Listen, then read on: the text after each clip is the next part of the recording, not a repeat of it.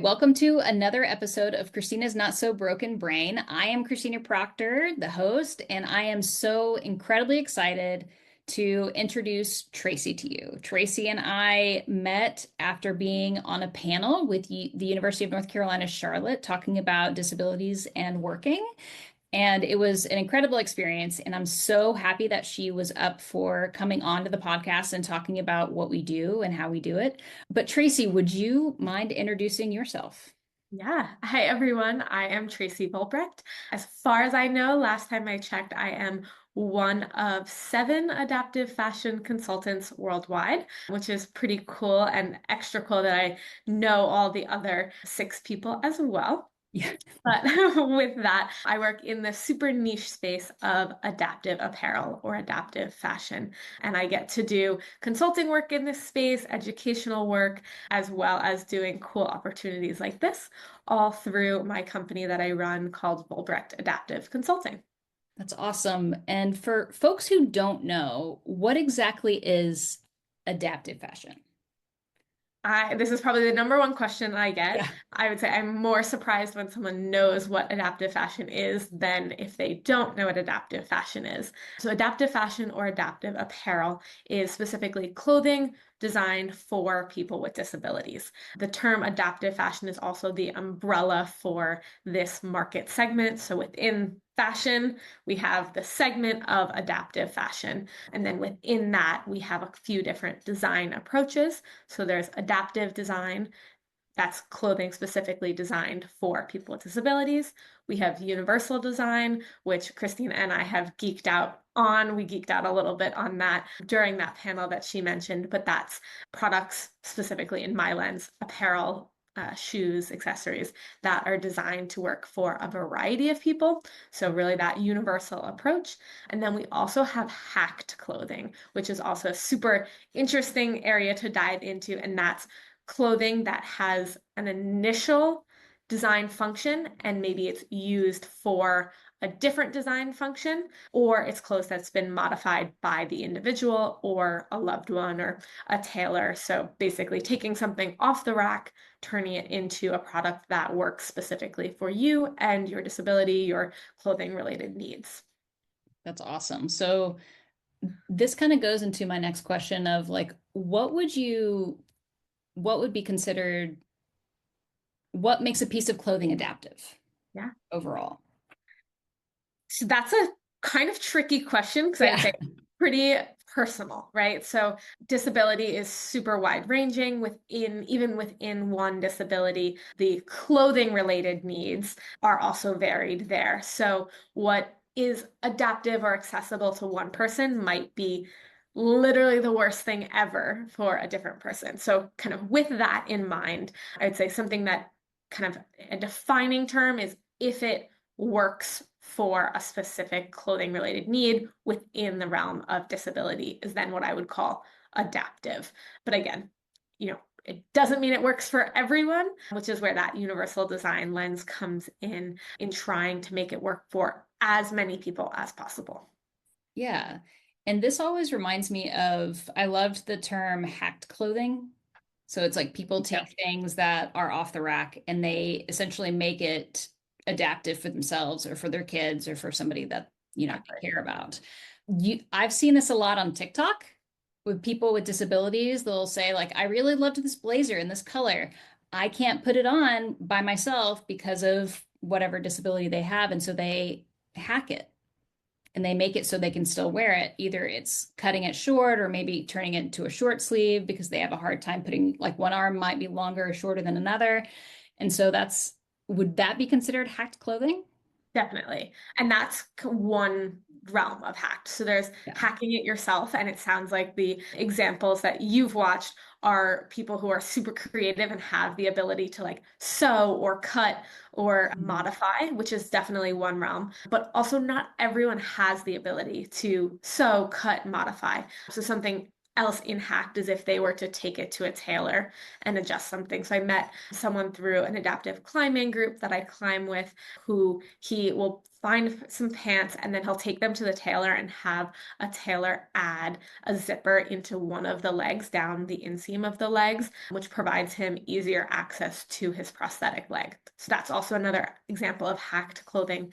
And then there's also the example, or like the category, let's say, of just using clothes for a different function. Mm, So an example of that being ski jackets that have the like underarm armpit zip. That underarm armpit zip was designed for someone who's on the mountain and then, they're shredding it hard and they've gotten really hot and sweaty. So they open that up for airflow. yeah. But that feature also works great for someone who's literally just getting around town and they have temperature regulation challenges, right? So then you open that Mm, underarm zip and now you've got some airflow coming through there. Or let's say someone who uses a mobility device, that underarm zip adds some more room into the jacket. And so they didn't have to modify it, but they have hacked that feature to make it work for them. So both is the answer to that, modifying and using it for a different function. I love that. And those are things that I talk a lot about with when it comes to like managers at work, rethinking how using what tools you have and repurposing them for other things.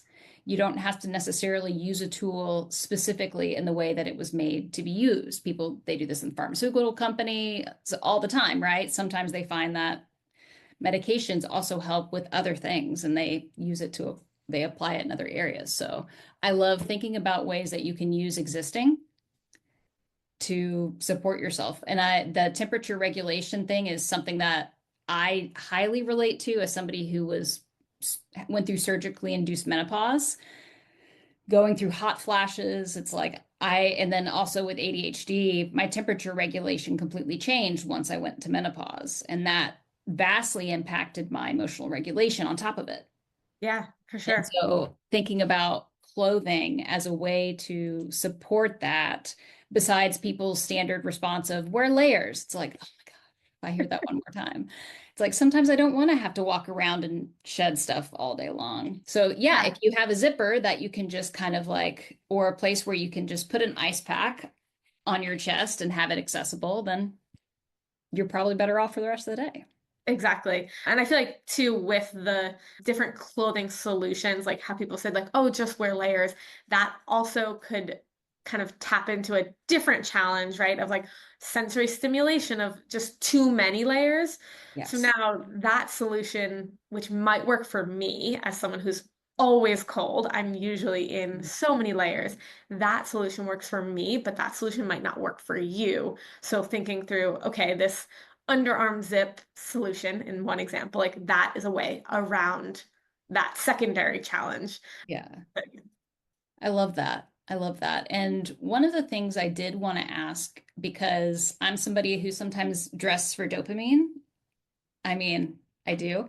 Let's just be real. As I wear my sequin sparkly jacket today, when we think about adaptive fashion, when I first heard of it, the immediate thing that comes to mind isn't necessarily like beauty and softness or eclectic. It's very utility based. And so, would you talk about that a little bit, understanding kind of how things can be fashionable and functional for somebody and that would need adaptive clothing? Definitely. And you are pretty spot on in terms of kind of what immediately comes to your brain when you think of adaptive. For kind of a historical context, let's say, adaptive fashion actually got its start right after World War II. Yeah, Um, so it's been around for a while, but basically the approach kind of post World War II was we had all of these disabled veterans coming home and who had to return to the workforce, right? Things around disability and Social Security where it was a different landscape. So they had to return to work and they needed things to wear to work. So that was the original, like the beginnings of it. And because it had this lens of people who had become disabled rather than people who were born disabled. It did have a little bit more of the fashionable element because there was the societal participation part. These people need clothing to wear to work.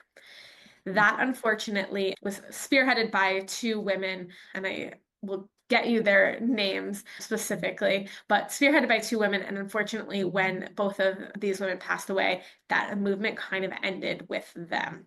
So then there was a pretty big kind of gap in terms of clothing for people with disabilities. And now we're moving away from World War II. Things are changing societally. And so then kind of like 60s, 70s, late 60s, early 70s, even early 80s, really absolutely nothing. And then we move into the 80s where it does start being clothing for medical aspects, or medical functions of that that lens of disability rather than the societal participation lens there. And so it did kind of get this either medical aspect, or now we're talking about these same people who are now in, aging, or it has that aging aspect. So we're talking about clothing for people in their 80s, their 90s, who are, let's say at a nursing home, who maybe aren't going to a wedding, aren't going to a fun event, or maybe aren't thinking through that dressing for dopamine aspect, which is also me as well, for sure. And so now we've got either things that are super medical or quite geriatric. And that's where kind of the space stayed through the 90s, early 2000s.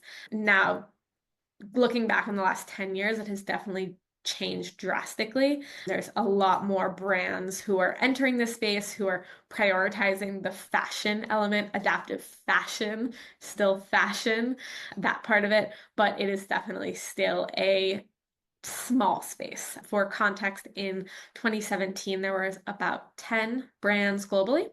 And now in 2025, we have over 100. So definitely have made some progress in the last 8 years, but it's still only around 100, right? Versus like if we think of the number of apparel brands as a whole is in the thousands. So yeah, that element of fashion has been prioritized. It's that conflict between fashion and function there, and hopefully we're moving in the right direction. What do you think the fashion industry needs to change to in order to be more inclusive? There definitely has been a good amount of attention on representation, which is awesome to see. And so I feel like that's the bit of the tip of the iceberg. But I think it does also bring some challenges of like, oh, you see someone in a commercial that looks like you, that has your similar disability or your similar body type. And then you go in store and you realize they were just wearing the clothing. The clothing wasn't designed for them.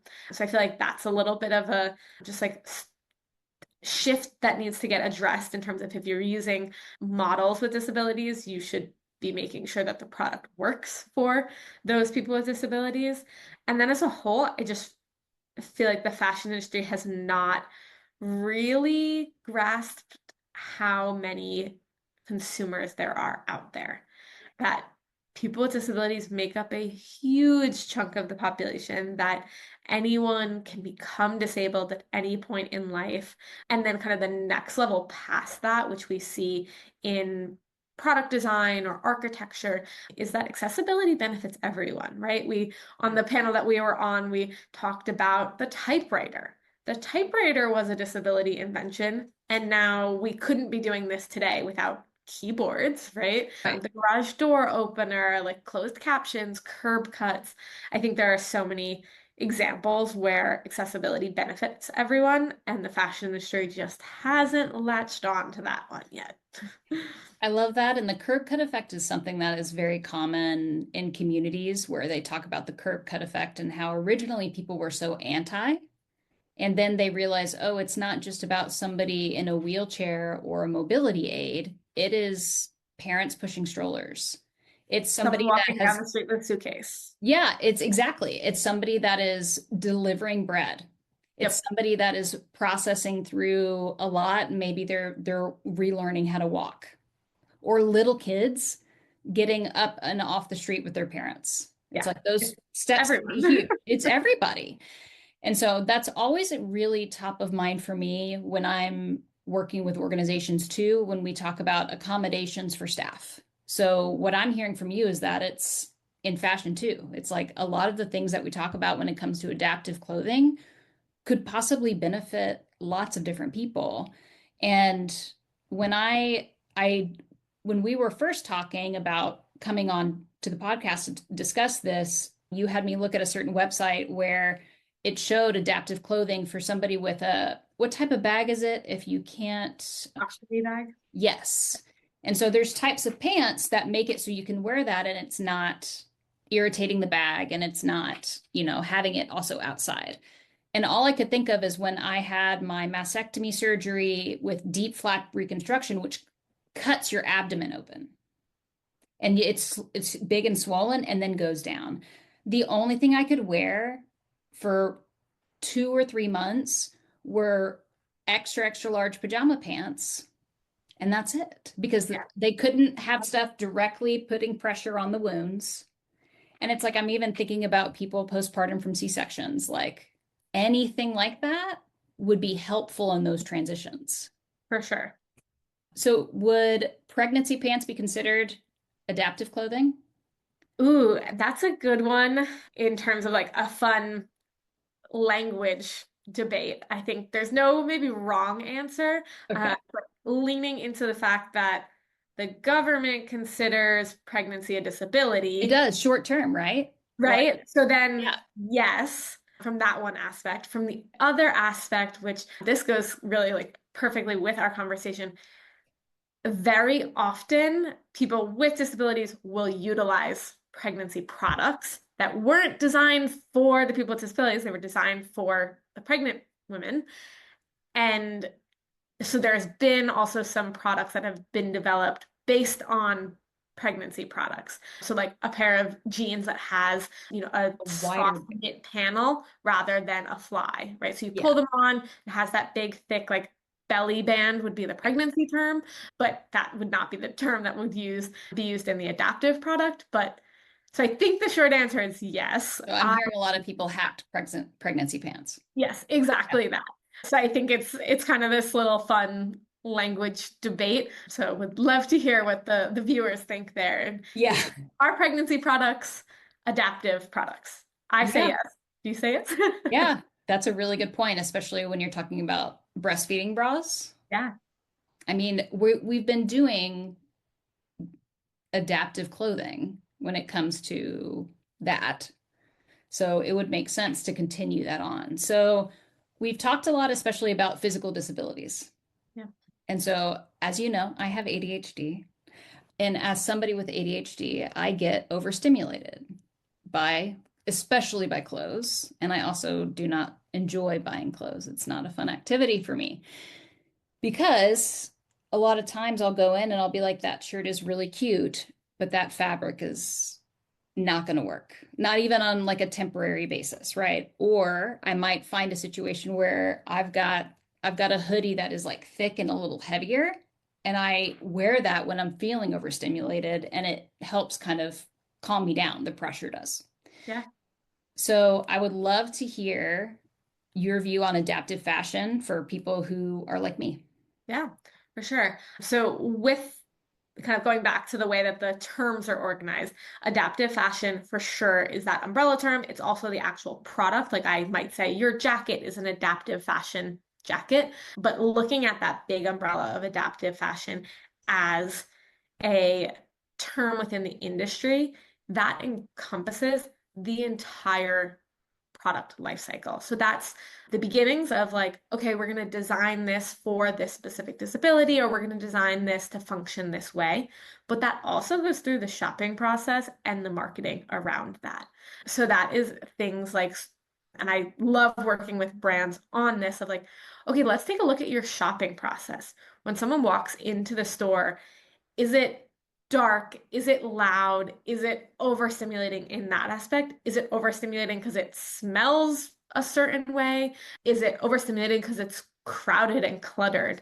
Is it inaccessible because you have heavy products that are up high and people can't easily reach to get those down. So there's so many ways to look through the shopping process. Of course, there's also the online aspect, right? Of like how many pop-ups are coming to the shopper as soon as they get onto the web page. Do you really need to ask for their email 4 different times?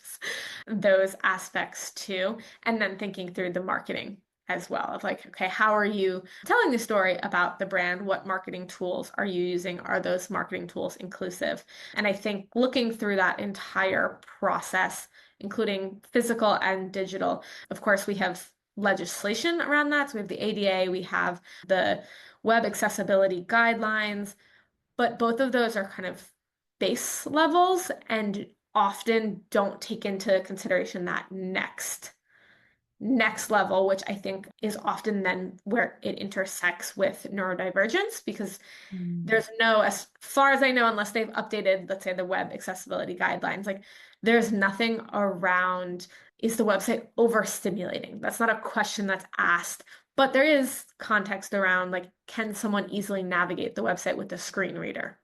Mm.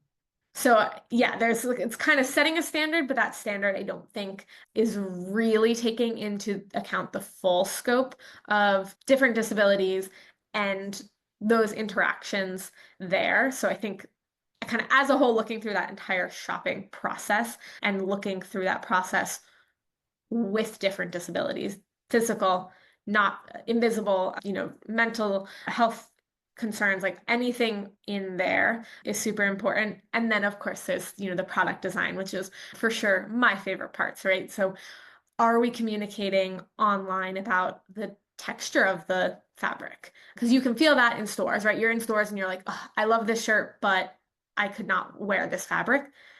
When you're online, or are you able to suss that out? I would Yeah. say probably not, but maybe Yeah. you have figured out better ways to suss that out. But like communicating, okay, this fabric is soft to the touch, or this fabric is cooling, Mm. and that information along with like close-up photos of the seams so you can see that the seams are flat and they hopefully won't be too itchy, that kind of thing. Get out of my dressing room. I'm with you on that. I'm with you on that. So I love that, especially talking about the entire experience. It's not just about the product, Yep. because if the process is not inclusive, you're not going to ever get there. Yep. You're not going to Hmm. be able to shop for that product. And you said something earlier that has stuck with me, which is you might have marketing and photography that has somebody in a wheelchair that is wearing the clothes for your spring line, but those clothes don't work for somebody in a wheelchair. And I have seen this very much for somebody who, has ADHD myself. There are lots of clothing and lots of organizations that are like, we're neurodivergent friendly. And I'm like, what does that mean? And I get there and I'm like, your lights are bright. You're pumping in scents. I'm very overwhelmed. Your aisles are very tight. Like there's not a way for me to like process going through there, right? Let alone try to get a teenager to shop and get moving. And we're both overwhelmed. So I love that it's important to focus on the holistic experience, because you could have a great adaptive product and nobody ever get it because they can't Yeah. get there. Which is to me like so heartbreaking, right? Because I'm sure the design team, the product development team put in so much work to make this product work super well. But if it's not getting into the hands of the consumer, and then that in terms of the business cycle, then kind of reflects back and says, oh, well, no one bought it. So there's clearly not a need, right? So go, no, we know there's a need.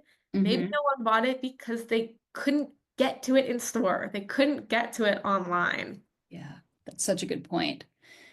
When you think about the future of adaptive fashion, and if you had unlimited funding, what's a dream, like what's something you would create?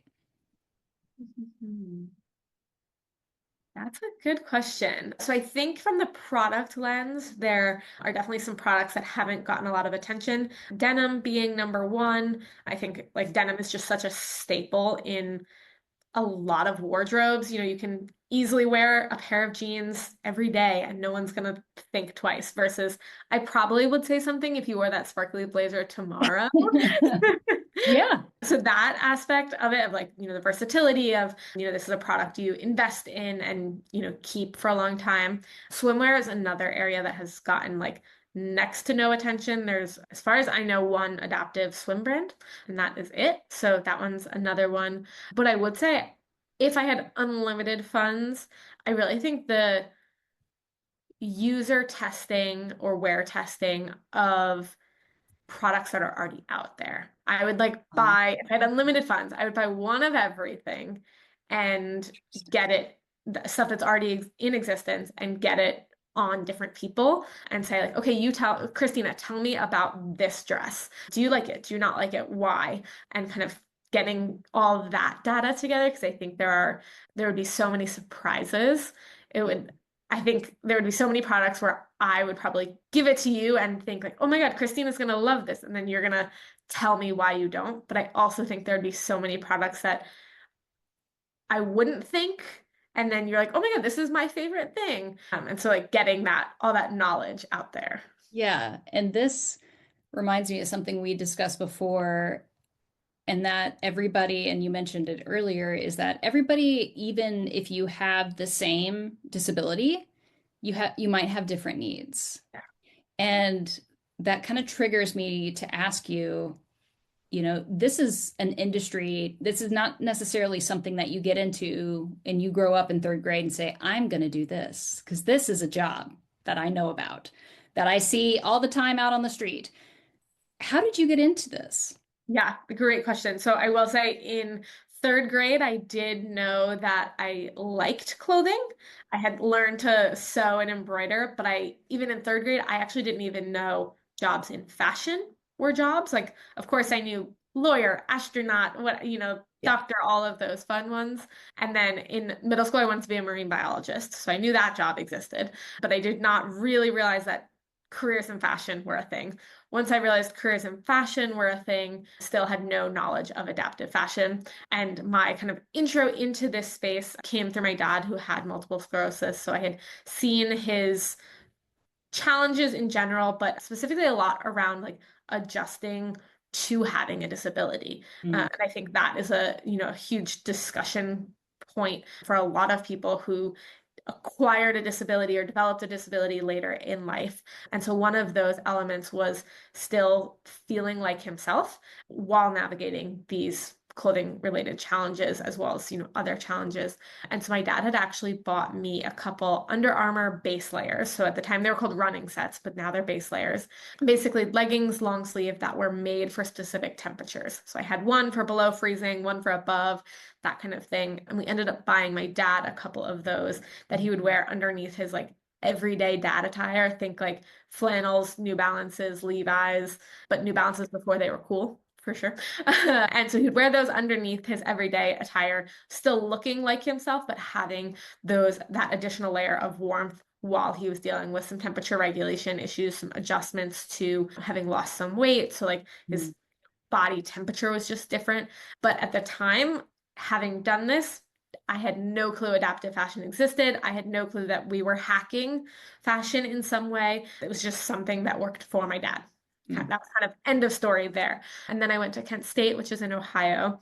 And while I was there, a professor had put on a museum exhibit around adaptive technology. So like really cool things like cochlear implants for like the first cochlear implant, different prosthetics that were like designed to be like so beautiful and like well designed. They had a wheelchair from 200 years ago next to a modern manual wheelchair. And to like see the difference, like one was literally wooden, right? It was like a wooden chair versus like the cool materials that were being used in the modern one. And they had a few pieces in the exhibit of adaptive fashion. And so that was really like, oh, this exists. I left the museum exhibit thinking like, oh, this would have been so useful for my dad. I wish I had known about it, assuming that I was the only one. Of course, Googled it as soon as I got home. That was not the case. Again, more people don't know about adaptive fashion than those that actually know about it. But that was my like, oh, this is super interesting. I want to do more about that. And kind of that was really my first introduction into the adaptive fashion space. That is really cool. I love that. A lot of times when we get into fields like ours, where it's personal Yeah. and it can really drive us to have that continual drive to learn and adapt. Yeah. Or it's like we're really wanting to change the world one person and one need at a time. And I think it's very it's just it's an amazing story to be able to connect back to it while also seeing the opportunity out there, not just in the market from like a capitalistic standpoint, but from the human side. Yeah. So it's Uh, like we're looking at humans for their actual need and consumption, of course, from the world we live in. yep. And at the end of the day, it needs to not just serve a purpose, but I love the idea of having it be fashionable, Sure. not just about utility. That's so important. So if somebody came up to you and said, I really want to get into adaptive fashion, what would you say? Yeah, I actually do kind of talk about that quite often. I do a lot of chats with students, and then I've recently been doing a lot of conversations with occupational therapists as well. So, a Oh, new realm for me of like, I work in fashion, this is my lane, but I think there's a lot of crossover there. But totally. number one, really echoing kind of what you just said, is adaptive fashion is still fashion. That as like full stop there. If you want to be in adaptive fashion, from the fashion perspective, occupational therapy being separate, but from the fashion perspective, you need a fashion education. So if you want to be in adaptive fashion, you have to have the fashion education. So whether that's a merchandising degree, a design degree, marketing, whatever realm of the fashion industry you want to be in, you still need that background, because if you are, let's say, you want to design adaptive fashion, you still need to understand the product development cycle. You still need to understand material science, like especially kind of all of these things that you have to know as a base layer to being in fashion, I feel like are amplified by being in adaptive fashion. So knowing that something that is 98% cotton, 2% spandex is going to stretch. Mm, That's super key. And then you can maybe be the person in your organization that says, okay, I know this fabric's going to stretch because I have a design degree. The customer doesn't know the fabric's going to stretch. So let's spell out that this is a t-shirt material. And mm, it's mm. dress, but it's a t-shirt material. And so it's going to be comfy and soft and stretchy versus you as the average consumer wouldn't know that something that's 98 cotton, 2% spandex is t-shirt material because Yeah. it's not always t-shirt material. Sometimes it is and sometimes it isn't. So like being that translator there, but still coming back to if you want to be in the fashion industry, you need to have a fashion degree. If you want to be, let's say, an occupational therapist who's helping students with or helping patients with dressing, you would still need an occupational therapy degree, but then you layer on that adaptive bit there. So I love that. Thank you for providing that insight, and hopefully somebody can take that and run with it. So before we get into rapid fire questions, where I ask you three questions that you haven't heard yet, okay. is there anything else that you would want to say right here on the podcast? So we had talked a little bit about when we first met around the mental load of shopping. And so I Yeah. think that is often forgotten about, I think, in the non-disability space. So someone who has no disabilities or is not very familiar with disabilities might not be thinking about the fact that in order to even start the shopping process, people with disabilities are doing research around where to shop, right? So someone who uses a wheelchair is Googling, is this JCPenney's wheelchair accessible? Or is this boutique, on my favorite street, is it wheelchair accessible? They're Googling, looking at the reviews on like, okay, what is the size of the dressing room? And some of those, like I mentioned, are covered by the ADA, but some of the other examples that you mentioned are not. So like, you're in the Google reviews saying, like, is the music super loud in here? Is there someone post a video of the inside of the store so I can see whether this place is a conducive place for me to shop? Or does this website carry my size or kind of thing? So I think there's this huge step to overcome before you even get into the shopping process. So you have to find where to shop. And then you're looking at all of these options, assuming that most of them probably won't work for you, but you don't have all the tools, you don't have all the equipment to really decide that. So you have to order a bunch of products all at once. You get your, let's say you're ordering online or you're in store, you get, to the dressing room with 20 items, you get home with 20 items from Amazon or, wherever you're ordering it. And then you have to try on all of those. Yeah. You're opening packages, you're holding things up that don't even look the way that you thought they would or feel the way that they thought you would. I chatted with one woman recently who I met through a New York City tandem biking organization, and she is visually impaired and she likes to shop online. And she was telling me, like, the product description will say, kind of describe what the garment looks like, but they don't say the vibe of the product. She's like, I want to know, is it cute? Is it sexy? Am I going to feel a certain way when I wear this? And she'll be looking for, like, let's say, a date night outfit is quite different than what you're going to wear to an interview, but you could wear a single piece to, like, one item in both of those situations. So, like, getting that information is often not there.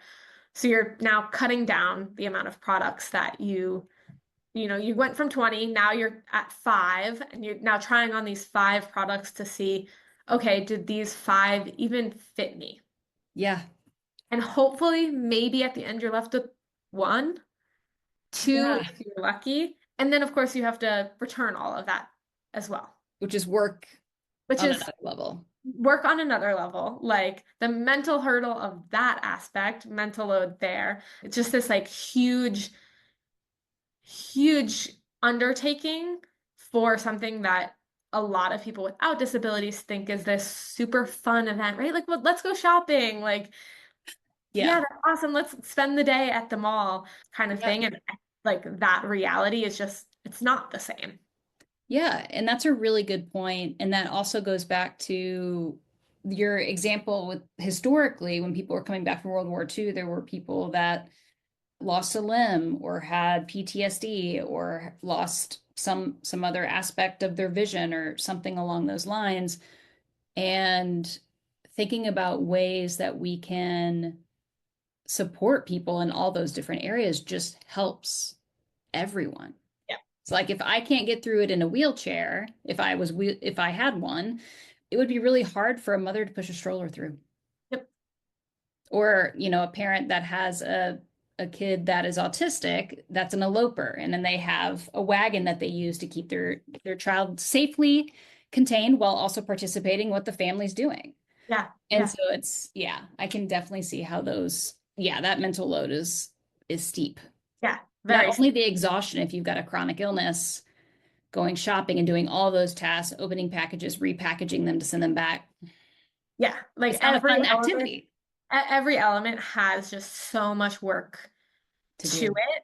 And for the most part, most brands, even if they have an adaptive fashion line, aren't really considering that aspect of it. There are some brands, and I've seen some that have come up recently that are thinking about the product design in terms of, like, the packaging, the product packaging design, right? Like, can this box be opened easily? Or do I need to, like, dig out a kitchen knife to open it, which is probably, like, not the safest way to open a box. Yeah. Kind of thing.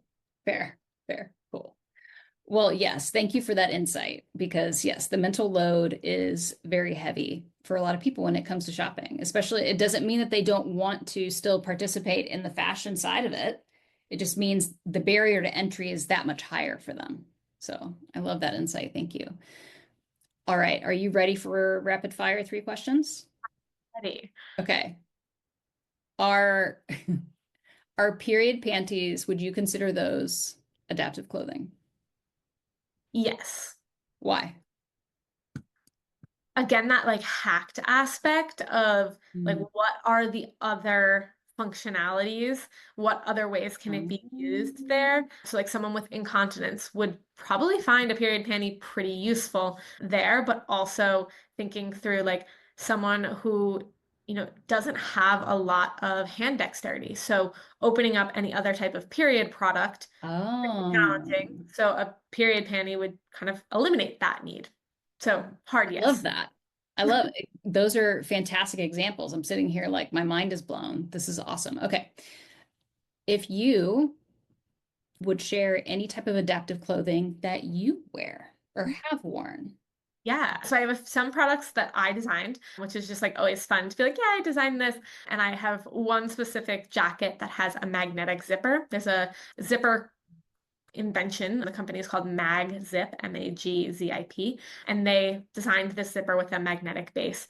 And it is just so easy. It's so easy to do. You can use one hand, just like bring the base together and it clicks super quickly and then zip it up. And going back to that element of like, where else is this beneficial? Like it's a pretty sporty looking jacket. So I'm usually like hiking or kayaking or like doing something else Mm, where one hand is occupied doing something and I'm quickly cold. And so that's my like number one go-to. And the brand does sell zippers like just by themselves. So if you wanted to turn something that you already own into a more adaptive product, you could, if you know how to sew a zipper in or take it to a tailor.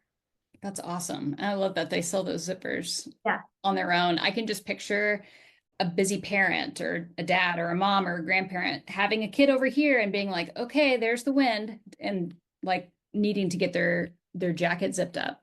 Or Yeah. even Or having that kid and they can now easily do their own zipper, that's a right? great They're point. 3 years old and they do not want any help from anyone ever.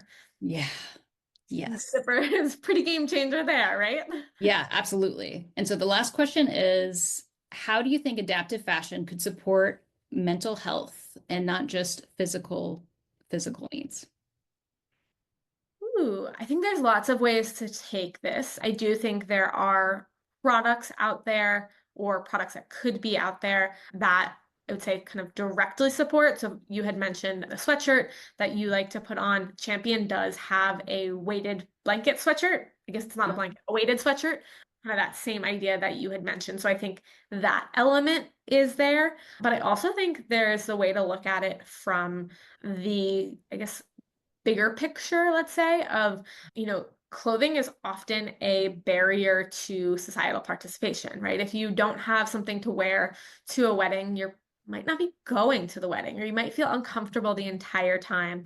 And so I think that element of like, and even on the mental load element that we talked about, the participation element, and then like how you're feeling while you're doing these things. Do you feel confident and comfortable and like $1 million when you may be feeling like not $1 million in other aspects, right? Like your anxiety is through the roof today, but you know that when you throw on this dress, Mhm. you're going to be comfortable, you're going to be the temperature you want it to be, whether, that's warm or cooling or whatnot, you can do the things that you need to do that day. So that's kind of one less thing to juggle. That's awesome. And I think that's such a good point because it's not just the mental load of getting the tool, getting the clothing. It's also knowing if you're going to something that could also be overwhelming, interviews, presentations, meeting new people, or anything along those lines, going out of your comfort zone in general. If you feel like a badass in your clothes Yeah. and they're comfortable, everybody wins. Yeah, exactly. And Yeah. especially, I think that element of comfort does radiate outward, right? So you had said dressing for dopamine, right? So Yeah. if Yeah. you're wearing that blazer, and let's say that blazer is super comfortable, my opinion on that blazer is I feel like that blazer would be overstimulating to me. Like wearing it, I think I would be itchy in it. But if you feel like you're Well, comfortable, you're confident, that's the wild thing is okay, that it's, lined. I was gonna ask that. yeah, because So I thought I was going to be overstimulating it too. But what I've found is that if I wear a light cotton shirt under it, long okay, sleeves, yep, it has a smooth enough. lining there And so if I that have a higher collar, there like a we go. higher neckline, I'm fine. But Yeah, and so if now I wear you're lower, So oh now yeah, you're comfortable in this, you're wearing something that you love, yeah, and now you're like the base level is a little better. And then on top of that, I'm sure if you wore that to an event, someone immediately be like, "Oh my God, Christina, I love your blazer." And now yeah. you have something easily to talk about. You're not thinking about what am I bringing up. Now you're already set up to be maybe just the day a little easier. And that's exactly what happened today. I had a networking event at 8 o'clock, and I've been in meetings, and now wonderfully talking with you. I was like, today's a great day to bring this blazer out. Yes, it is. And yeah, no, and that's a great point where it's like if you feel good and you're able to put certain clothes on. I even have my dopamine boots on. I always try to bring my Doc Martens in. Yeah, fun. Yeah. So yes, that was cute. I know it was. But thank you so much for being on the podcast today. We don't get to talk about fashion often on here, but when we do, well, actually, I think this is the only time we've talked about fashion on here. So this is I'm great. happy to be the first. Hopefully, I Yes. won't be the last. Yeah, I don't think you will be because oftentimes I don't deem the discussing fashion as something that I have the background or even the skills to talk about, but you've given me the words to be able to be like, no, this is adaptive or this is something I'm comfortable in and taking that ownership for myself. For sure. And I think there also is this element, like at the end of the day, we all have to wear clothes, right? So what you choose to wear, that's totally up to you, but we all need to wear clothes, unfortunately, or fortunately, take Yeah. your pick. Yeah. So we all are active participants in the fashion industry in some way. And so Yes. can you go to your favorite brand, especially if it's a small local place. Can you say like, hey, can you make this t-shirt with flat seams so that they're not itchy? Like being that advocate, being that voice, asking for what you want, and then hopefully it gets heard by someone like me that then says like, yeah, here's how we do it. Yeah. And I think that is such an important thing is also knowing the language and things like that are possible. Yeah. Because I was not familiar with what a flat seam was, but now I understand the concept since you're like, yeah, it sometimes isn't when it's not flat, it's itchy and it's Yep. pointing on you. Dang, this is cool. Cool. All right. Well, thank you so much for being on the podcast today, Tracy. It was awesome. And these insights were incredible. And I hope everybody goes forth and figures out how they can adapt their clothing to support them and the people they love. Yeah, definitely. With that, I will do a tiny little plug. I'm trying out some Reddit office hours around adaptive fashion. So each week in the disability Reddit thread, going to just answer questions. So if you know of anyone or you yourself want to pose a question around, like, here's my clothing challenges. Is there any products that work for that? And kind of to foster this discussion and keep it going. Today is the first day, so we'll see how it goes from there. But I think that you're spot on in terms of let's equip everyone with the knowledge, with the tools, and get this discussion going. That's awesome. Make sure to send me that link. We'll include it in the description right Oh, on YouTube so that people can go in there and check it out. How's that sound? will do. Cool. If y'all want to find out any more information about Tracy and what she does, we will link all of the ways that we can have you contact her, connect with her, see her work right here in the YouTube description. Otherwise, thanks for listening to Kristina's Not So Broken Brain, and we'll see you next time.